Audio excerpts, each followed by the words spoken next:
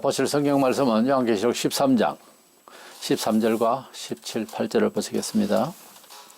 큰 이적을 행하되 심지어 사람들 앞에서 불이 하늘로부터 땅에 내려오게 하고 누구든지 이 표를 가진 자 외에는 매매를 못하게 하니 이 표는 곧 짐승의 이름이나 그 이름의 수라.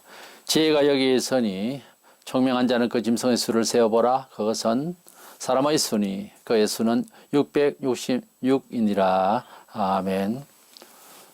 요한계시록 13장에는 앞서 6장에서부터 세상에 나타나서 세계를 지배하고 그리고 온 세상은 사실 자원 고갈과 천재지변에 살기가 상당히 어려운 상황에서 세계적 정치가로서 두각을 드러내면서 13장에서는 그를 위하여서 종교계를 이제 장악을 해서 즉 그래서 자신을 위한 우상을 만들고 그에게 경배하게 하는 그런 거짓 선지자가 나타나게 됩니다.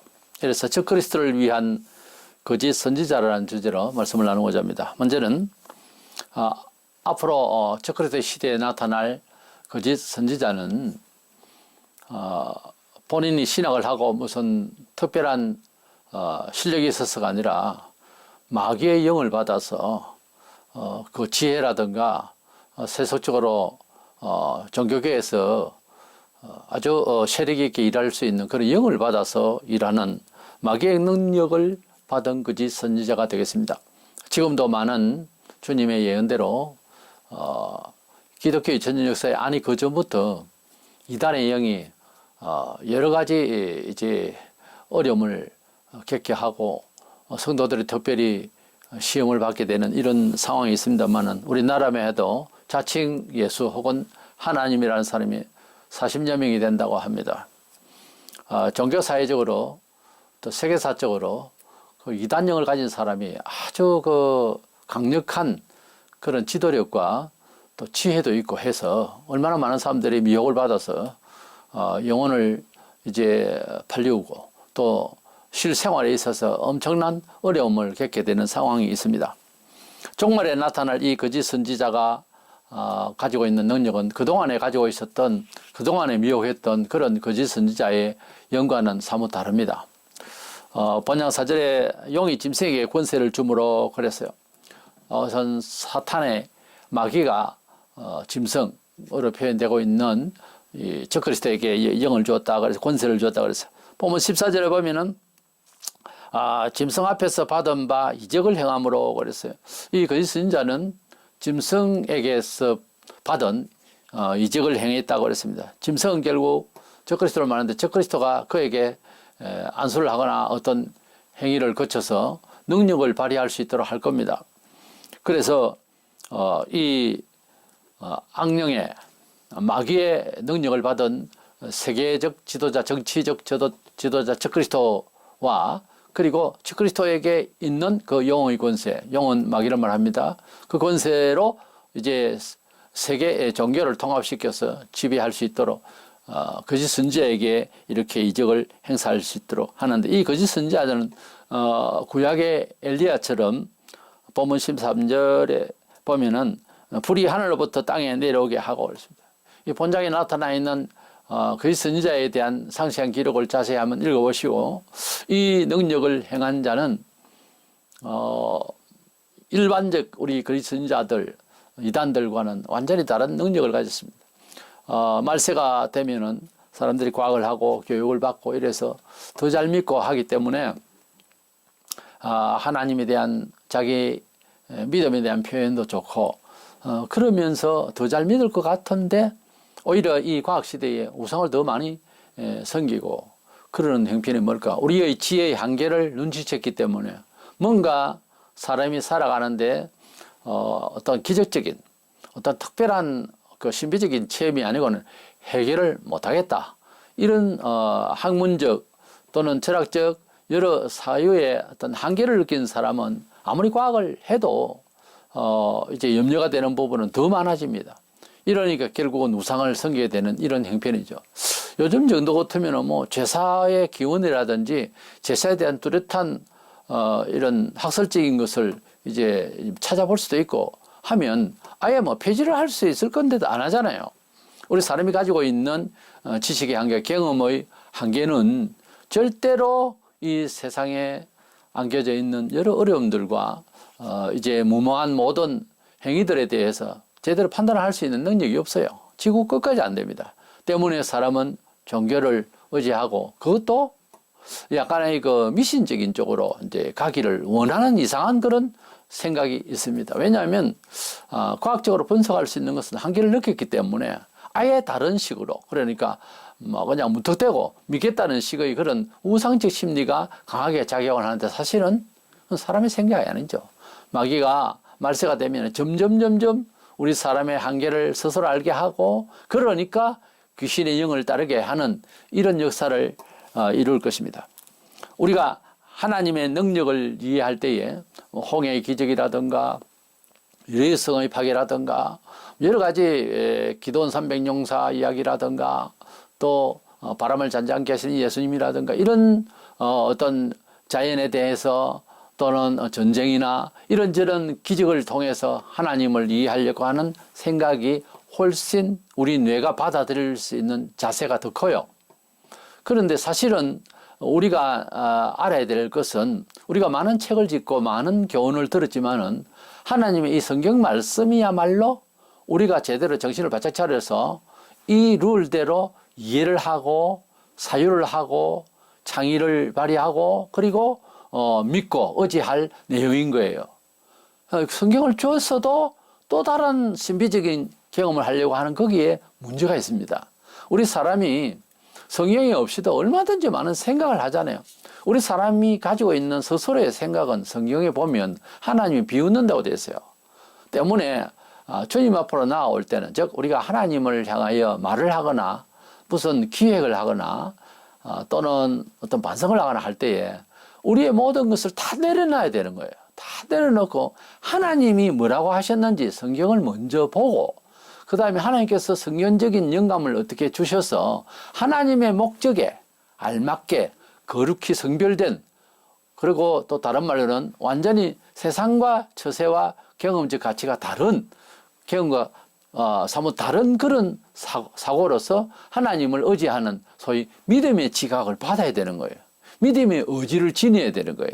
그것은 하나님의 말씀에 기초해야 되는 것입니다. 안 그러면은 기독교에서 나타나는 이적이나 신비나 뭐 치유 역사나 귀신의 이야기나 이건 다른 종파에도 다 있다는 거죠. 뭐 성령의 은사라 싶어도 랄랄라 쪼쪼쪼 하면서 이상한 방언을 할 때 다 그 귀신 겁니다.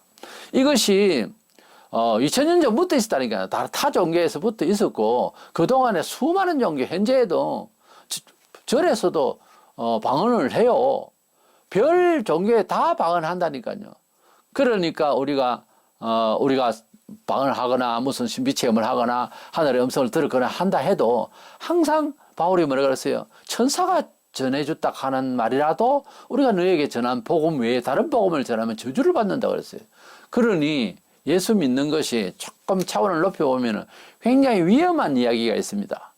쉬운 이야기 아니에요, 예수를 믿는다는 게.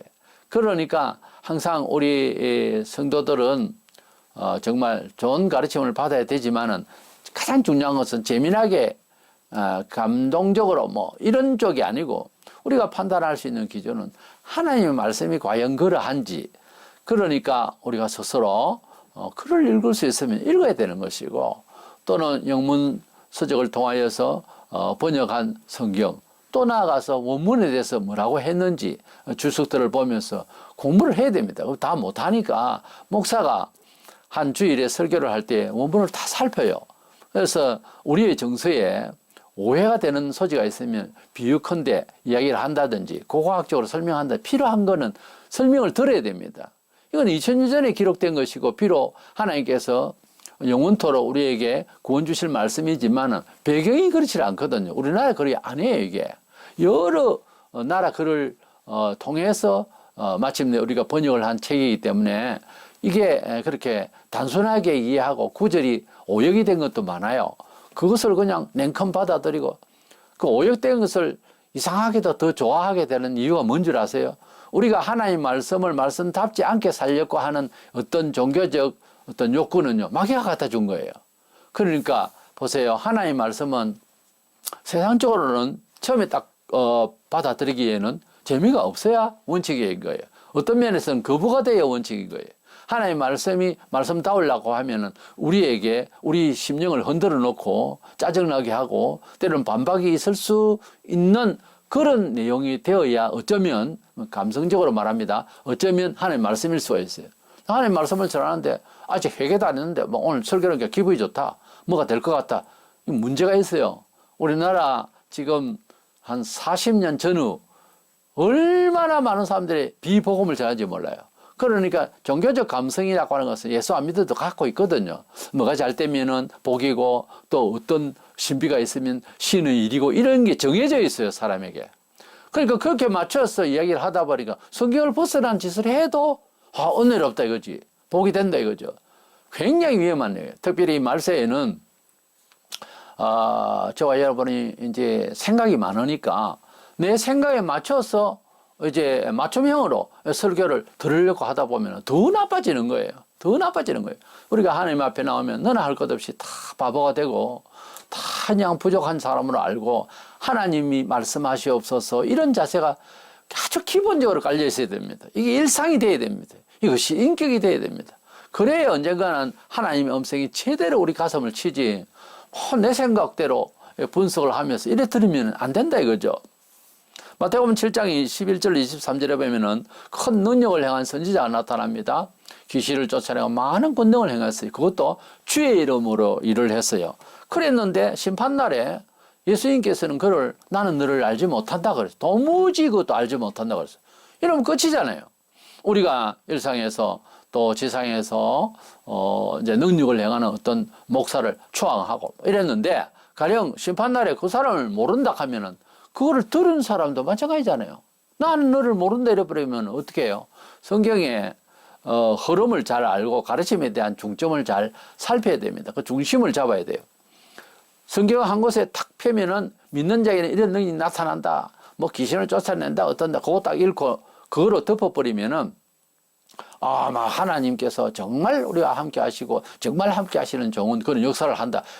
이렇게 딱 각인이 되어버리면은 다른 데 보면은 말세가 되면은 이적과 기사로서 능력을 발휘하면서 택하신 백성을 미혹하는 거짓 선지자가 나타난다. 마태복음 24장에 이제 이렇게 말씀하셨단 말이에요. 그것만 딱 읽으면은 또 능력에 대해서 무조건 비판하기만 되고 이건 위험하잖아요. 그러니까 성경을 보면 왜 그렇게 말씀하셨는지를 알아야 된다니까. 이 본문에 마태 7장 21절 23절에 보면은 분명히 주의 이름으로 능력을 행했다 이거예요. 그러니까 우리가 알 것은 예수 이름으로 명하노니 귀신아 나가라 해서 귀신이 나갔을 때에 예수 이름을 도용해서 귀신을 내쫓은 것에 보면 이 사람이 구원을 받지 못했는데도 못할 사람인데도 그런 능력을 행했다는 말은 비진리라도 능력은 나간다 이 말이에요. 맞잖아요. 때문에 비진리의 세계 타 종교에도 능력 행사하는 사람이 많아요. 거기에 이름을 예수를 붙였다 뿐이다 이 말입니다. 그 앞뒤가 헷갈리죠. 어떻게 보면. 그러나 그 그리스도 안에서 교회 중에 그렇게 역사를 하는 사람들이 지목이 되고 아주 인지도가 높은 사람은 뒷조사를 잘 한번 보세요. 한번 들어보세요. 분명히 주의 이름으로 역사를 한다고 했는데 돈을 좋아하고 치발이 말이 안 되는 겁니다. 덕이 안 되고 자식들이 이상하게 돼 있고 이런 상황을 보면은 좀 의심을 좀 하세요. 하나님의 역사는 절대로 윤리적으로나 도덕적으로나 그 집안의 덕을 위해서 사는 교회 행편에 맞게 하지 않는 목사의 가정이 될 수가 없어요. 절대로 지도자가 돈 좋아하고 그래서 능력을 행했으니까 뭐 헌금도 하고 감사 예물도 바치고 그래서 우리 1세대 부흥 강사들 보면 엄청난 돈을 지금도 마찬가지로 예배당 규모가 좀 크면 돈을 많이 축적해 있어요. 정상입니까? 목사가 돈 벌려고 목사했어요? 그러니까 되지도 않는 랄랄라 쪼쪼쪼 하면서 이상한 방언이나 이제 하라 그러고 이러면요 100%는 이단입니다. 그렇게 사는 게 아니에요. 목사는 하나님의 말씀 앞에서 큰 환란이 오면 제일 앞장서서 순교할 줄 알고 그 순교적 정신을 일상에서 너무 몸에 많이 걸치고 사는 게 아니에요. 허위허식하고 교인들보다 더 잘 살고 교인은 흉내도 못 내는 문화생활을 하고 그 가짜 목사입니다. 정상적인 목사가 아니에요. 그 사람이 무슨 소리를 하고 마음을 그저 즐겁게 하고 능력을 행한다 해도 정상 아니에요. 성경은 그렇게 안 돼 있어요. 사도들이 돈을 축적했습니까? 문화생활을 즐겼습니까? 예수님이 그랬습니까? 구약 시대의 바른 선지자들 그랬습니까? 꼭 이단들이 돈을 좋아하고 문화생활을 즐기고 사업을 하고 교회가 장사를 하고, 그러니까 하나님 앞에서 능력을 행할 때 예수 이름을 한다고만 해서 다가 아니에요. 주의 뜻대로 하지 아니하고, 주의 뜻은 분명히 넓잖아요. 하나님의 이름을 영광스럽지 못하게 하는 일들이 막 발생을 하고 이러면 그 사람 아무리 예수 이름 무슨 일을 해도 따라서는 안 됩니다. 신명기 13장 1절로 3절에 보면은 너희 중에 선지자나 꿈꾸는 자가 일어나서 이적과 기사를 내게 보이죠. 그가 내게 말한 그 이적과 기사가 이루어졌어요. 너희가 알지 못하던 다른 신들을 우리가 따라 섬기고자 말할지라도 너는 그 선지자나 꿈꾸는 자의 말을 청종하지 말라. 이는 너희 하나님 여호와께서 너희가 마음을 다하고 뜻을 다하여 너희 하나님 여호와를 사랑하는 여부를 알려 하사 너희를 시험하심이니라. 어떤 능력자가 나타나서 어떤 말하는 예언이라든지, 요즘 뭐 예언한다 하고 그런 사람들도 많은데, 그런 일이 이루어질지라도, 능력이 이루어질지라도 믿지 마라. 이루어질지라도 그가 다른 신, 여기에서는 포함되어야 될 것이 물질주의라든지 뭐 세상 뭐 명예주의라든지 이런 쪽으로 목표 지향이 나오고 이러면은 따르지 말라는 거예요. 하나님께서 능력을 발휘 하시고 또 메시지를 증거하게 하심은 이 세상 것을 위한 것이 아닙니다. 이 세상 것은 하나님께서 따로 필요적절히 복음을 전할 만큼 사람마다 영향을 주시는 거예요. 그걸 따라서 일을 하면 되는 것이지, 우리의 목표가 세상을 잘 먹고 잘 살겠다라고 하는 데 대해서 의의를 두고 그런 능력을 발휘하고, 자 봐라 내가 능력이 있다, 하나님 이런 분이다, 이런 식으로 선전하면 이건 100% 이건 이다입니다. 천국에서의 영생행, 그리고 천국에서 받을 상급을 위해서 정말 하나님의 뜻대로 살아서 잘 되어지면 그것을 통해서, 자, 안 믿는 사람에게 특별히, 자, 이렇게 믿으면 하나님께서 이렇게 역사하시니 예수를 믿으세요. 이것은 가져가세요. 이런 정도로 되어야 됩니다. 세상 문화에 대한 취급은. 그냥 내가 잘 믿어서 이렇게 나 부자 되었으니까 당신도 믿으시고 아니라니까요.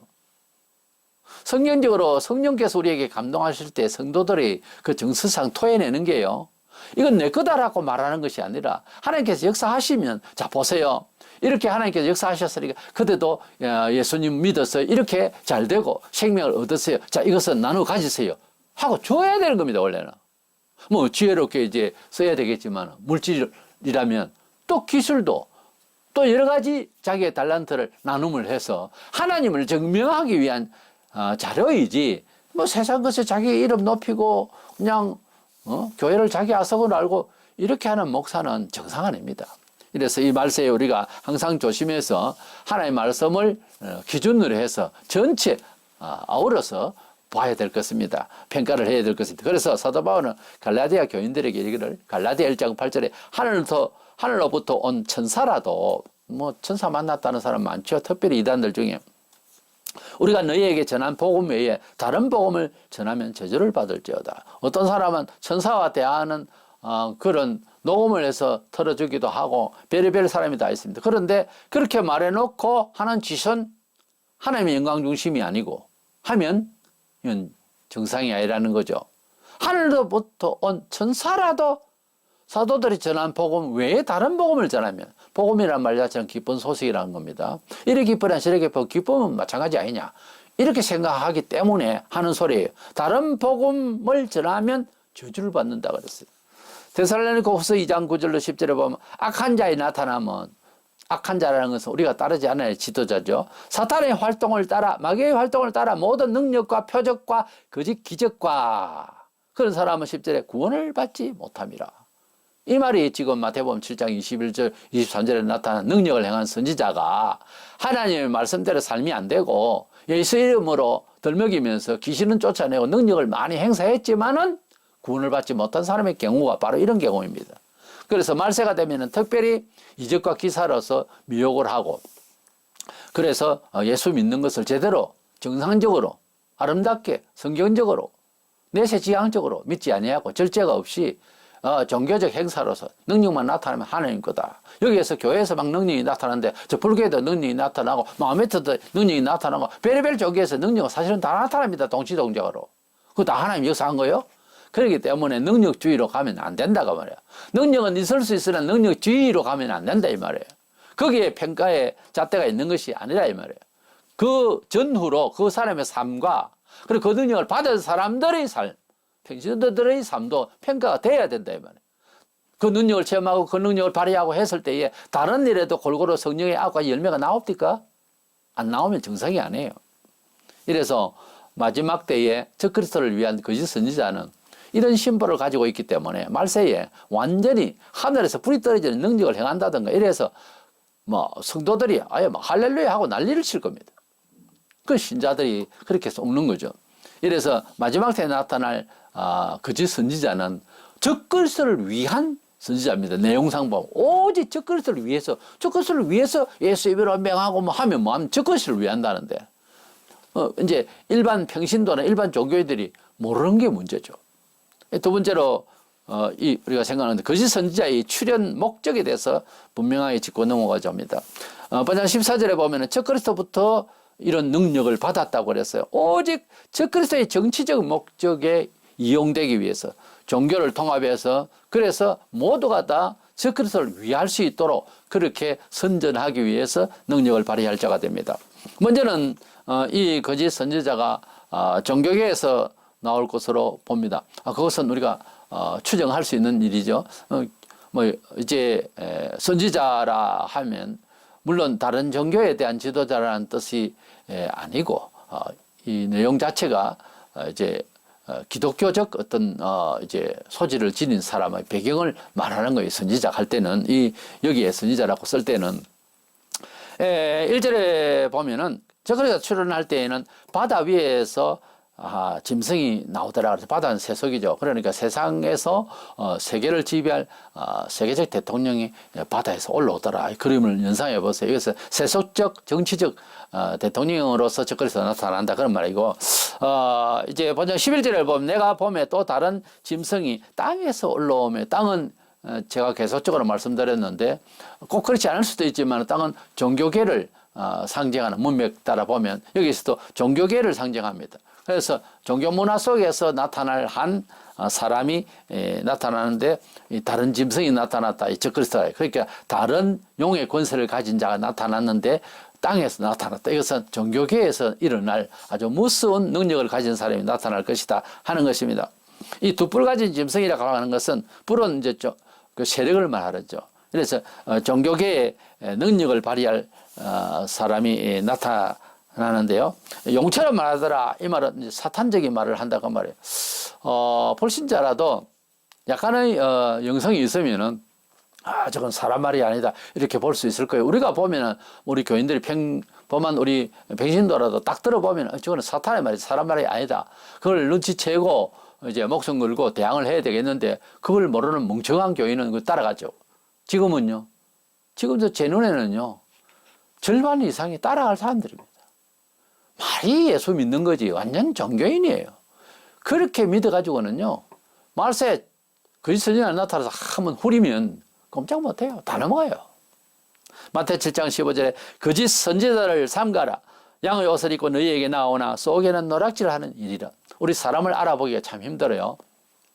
빨리 눈치채야 되는데 6개월 정도만 사귀면 사람을 뭐 알 수 있다 이런 말도 있는데 요즘은 뭐 데이터 시대라서 좀 더 빨리 알 수 있는 그런 게 있겠죠. 그런데 왜 우리가 이제 사람을 잘못 알아볼 수 있는가 하면 상대가 그만큼 정직하게 보이고 하는 그런 기술이 있는 거예요. 사람마다 사기성이 있단 말이에요. 사람이 이 세상에서 사회윤리적으로 또는 가장 안정되게 삶을 잘 성공적으로 살려면요. 사람이 가질 수 있는 인덕은 뭔가 하면 정직입니다. 정직해야 돼요, 사람이. 분명히 자기가 정직하면 사고가 그렇게 많이 안 납니다. 대부분 휘말려서 그래요. 딴 생각을 가지고. 정직하면 괜찮아요. 다 되게 돼 있어요. 하나님 믿고 정직해 보세요. 어떻게 살든지 분명히 하나님이 함께 하십니다. 정직하지 않으니까 문제가 생기는 거예요.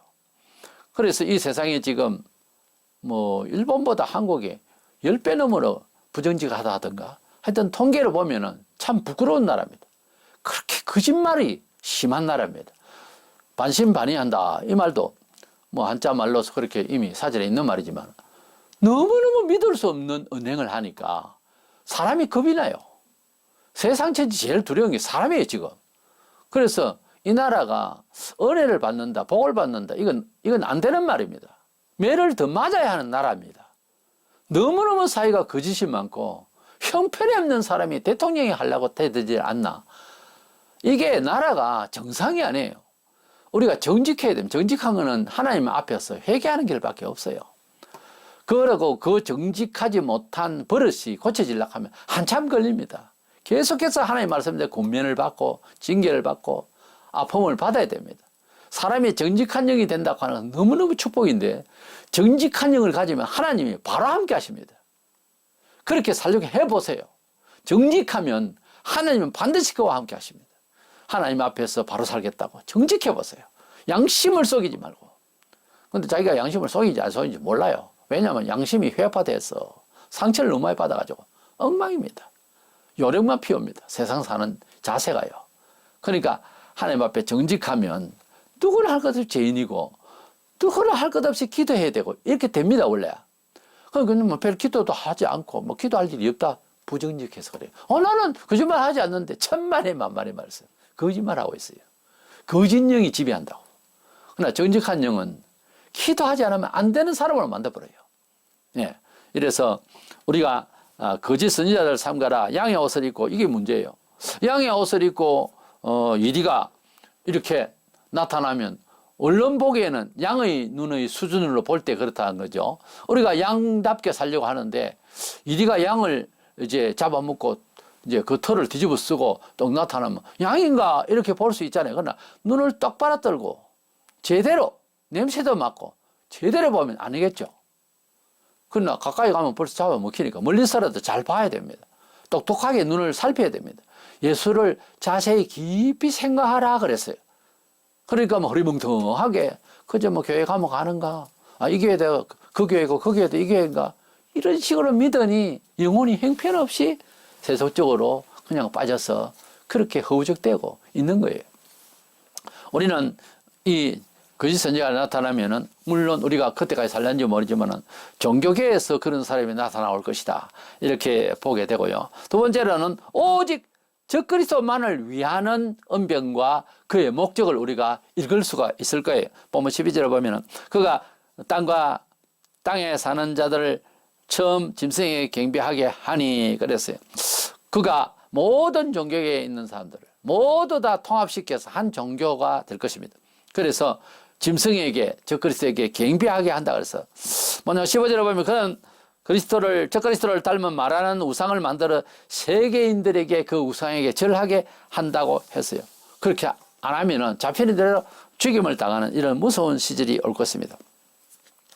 그리고 적그리스도가 준 권리로서 16, 17절에 보면은 모든 사람의 오른손이나 이마에 그 짐승의 적그리스도의 표를 받아서 경제 활동을 하게 한다고 되어 있습니다. 통제를 하게 되는 거죠.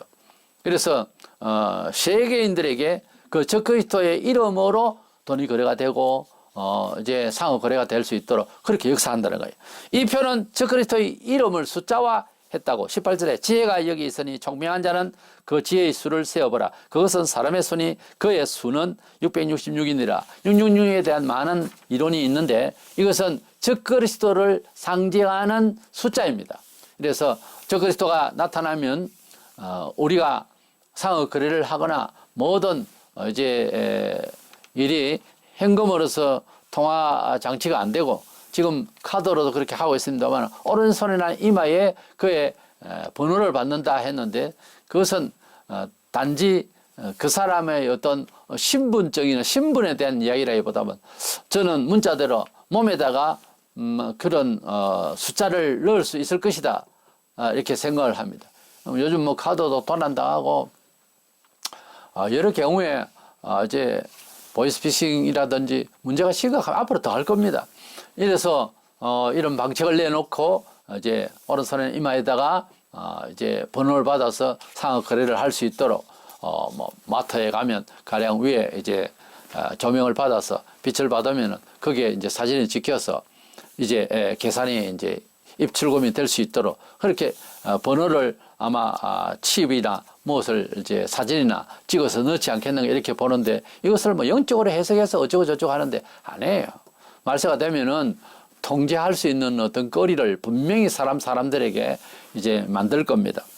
종말이 되면 마태복음 24장 24절에 거짓 그리스도들과 거짓 선지자들이 일어나 단수가 아니고 많은 거짓 그리스도들, 내가 그리스도다 하는 사람들 또는 내가 선지자네, 자칭 선지자라는 사람들 지금도 많이 나타나 있죠.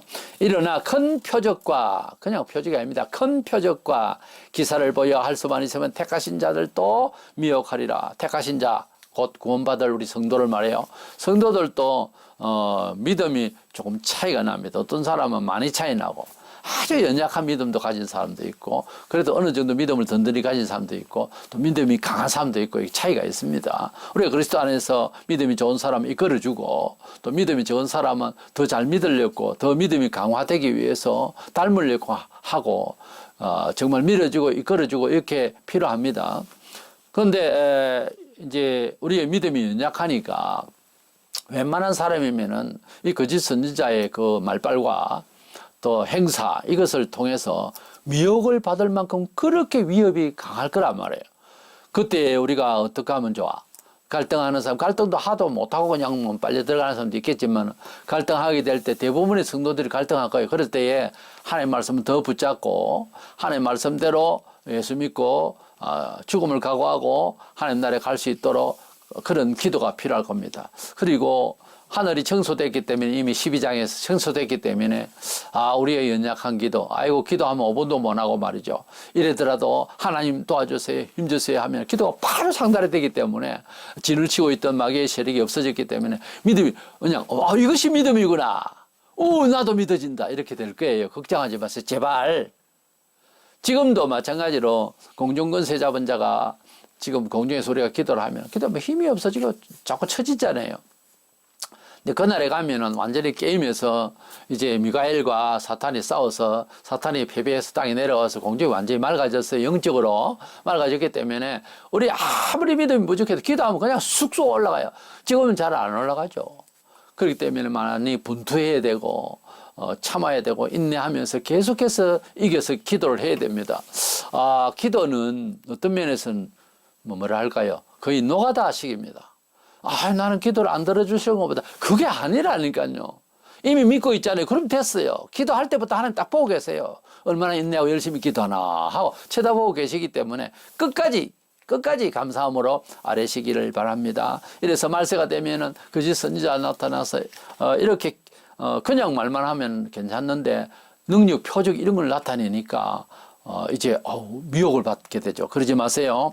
우리가 경건을 다해서 예수 잘 믿는 것은 성경을 보면은 무조건 능력을 행해야 잘 믿는 거로 되어 있는 것이 아닙니다. 우리 주님 앞에 능력 없어도 이제 어거스틴부터 시작해서 루터와 칼빈 그리고 전낙서라든지 우리나라의 일제 때 주기철 또 우리 손양한 목사님, 길선주 목사, 안희수 선생 또 우리가 잘 아는 여러 분들, 한상동 목사님, 장기래 박사님, 참 믿음에 좋은 분들이요. 다만 뭐 방언을 해가지고 뭐 어떻게 또 귀신 쫓아내는 거 뭐 그런 거 가지고 은사 가지고 한 것이 아닙니다. 오직 하나님 말씀 안에서 하나님의 나라에 대한 소망 가운데 인내하고 목숨 바쳐서 그렇게 싸웠습니다. 고생을 6년 반 동안 평양에서 그렇게 힘들게 할 때도 한 해 두 해지 그것도 5년 6년 넘어가 보세요. 낭심이 될 만한데도 끝까지 하나님 말씀을 끝까지 붙들고 있다가 결국은 히로시마 원자탄 받고 일본에 무조건 항복하고 우리가 해방을 했잖아요. 그런데요 우리가 해방할 때에 그때에 한 이틀 후에는 옥에 있는 성도들 다 죽이기로 했어요. 그 문헌에 보면은 그랬는데 이틀을 딱 감하시고 그 날짜를 감하신다 하더니 이틀을 딱 감하시고 해방을 준 거예요. 8월 17일인가 그때 죽이려고 했는데 8월 15일 날 해방을 했어요.